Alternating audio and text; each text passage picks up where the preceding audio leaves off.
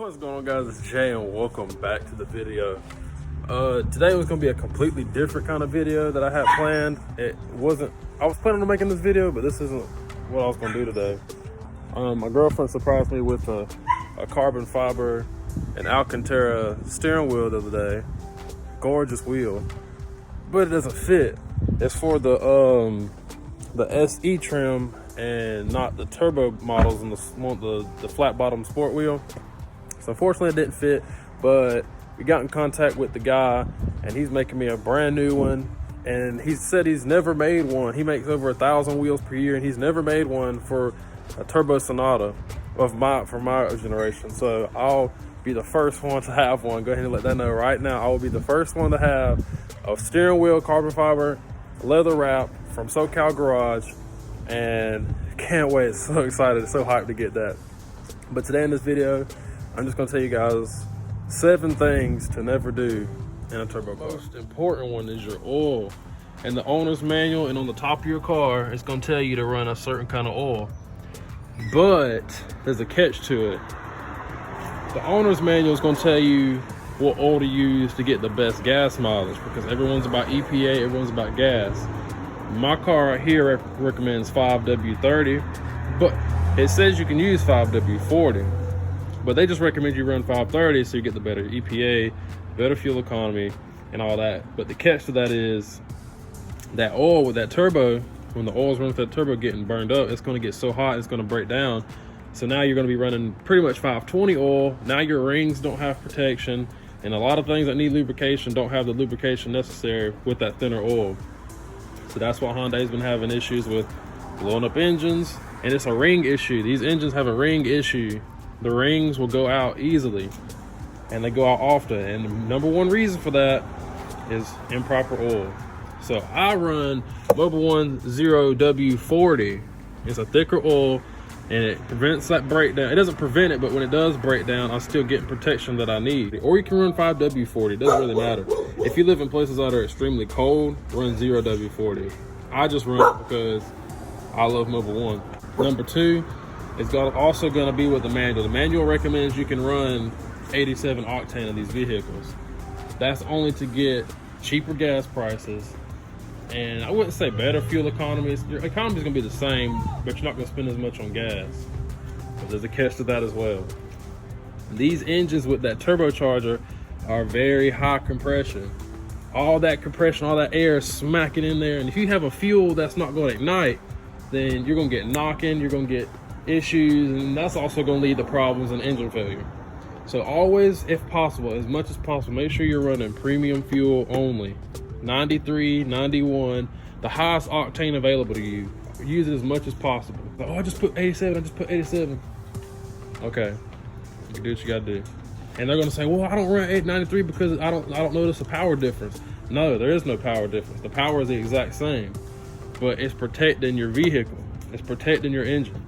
I mean, I'd rather protect my engine than get a couple gas miles per gallon. I'm tuned and exhaust, and I still get 30 miles to the gallon, so I could care less about gas mileage. Number 3 is going to be probably don't be running around without a catch can.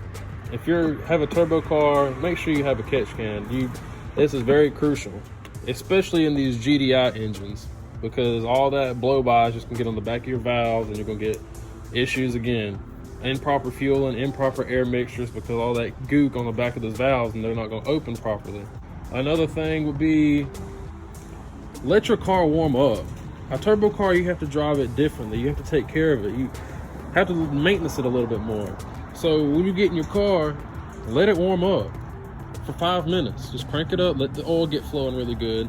Don't just crank that bit up, get in it, and just start boosting down the road. Like, even when it's not even warmed up all the way, don't even be boosting in it. Like, you can still drive it, just be easy on it, don't boost. But if it's cold and you're out here boosting, man, that's how you definitely gonna get knocking, because there's not enough oil that's run through the engine yet.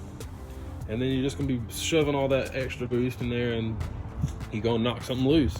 And the same thing that goes right along with that. If you've been driving your car really hard, like me, if you drive it hard throughout the day, when you go out for like a little spirited run for a little while, when you get home or when you get to a stop, make sure you let your car sit for probably like 5 to 10 minutes. Just let that heated oil get out the turbo and just go back through the system, because if that heated oil sits in the turbo, it's just gonna sit in there, and you don't understand how hot them turbos get. Those things are extremely hot. So that oil is just sitting in there baking. It's baking in there. It's gonna get caked up in there because it's baked. So make sure you let it run for a little bit and let that oil move through there and cycle and get some fresh oil in there. If you're one of those people that like to do the manual mode, or if you have a stick shift turbo, make sure you're not lugging your turbo. Don't be in 6th gear at 1,000 RPMs or 5th gear at 2,000 RPMs and just try to floor it. Like, that is not how you do it. But if you sit there and just floor it, and then you're just lugging it, the turbo is working so hard to try to bring up the RPMs, now you're putting the entire strain of the car onto your turbo. So your turbo is pretty much trying to accelerate your car instead of your engine. That's not good at all. And last but not least, y'all hear me talk about this all the time. I hear me say this all the time, literally. Do not be using no damn chip, none of that bullshit, all that stuff y'all be doing to these turbo cars. Like, the chip tune is like probably the worst. Like, I have a Pro Tuner. This isn't a chip. This is the closest thing to a dyno. It's not a dyno, but it's as close as you can get without going to get a dyno. Or you can get an actual ECU. That'd be also better. But don't get a chip. A chip is pretty much just like a parasite on your car, and it's like, yeah, turn the boost up, bro, and that's it. Nothing else. So yeah, you could run all that extra boost, but you're gonna need some more fuel. You're gonna need some more air. Just all the compensations than just turning the boost up. That's how you fuck shit up too. I had a guy message me the other day, was telling me that he was running the chip tune and he started having some issues. I'm not saying that the chip tune directly might have damaged the engine, but I'm pretty sure the chip tune had something to do with it. So don't run chip tunes, please. Just either get an ECU, get a Pro Tuner, or get a dyno.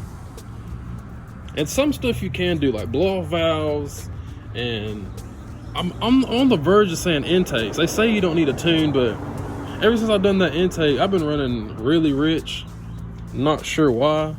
I also had some throttle body issues, so I don't know if it's that or the intake. I've checked my spark plugs and all that. It's not that. It's just something's getting too much air somewhere. I have no engine codes, but this car is really strange. I rode around with a damn, I forgot what it was, but there was a hose completely loose and was sucking air, and the car was driving just fine. I'm like, I had like the biggest vacuum leak I've ever seen, and the car is like, whatever.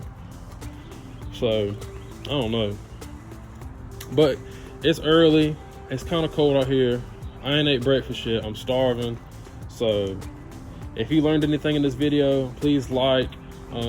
Follow me on my Instagram at Sonata LFR. And I'll get back to you guys in the next one.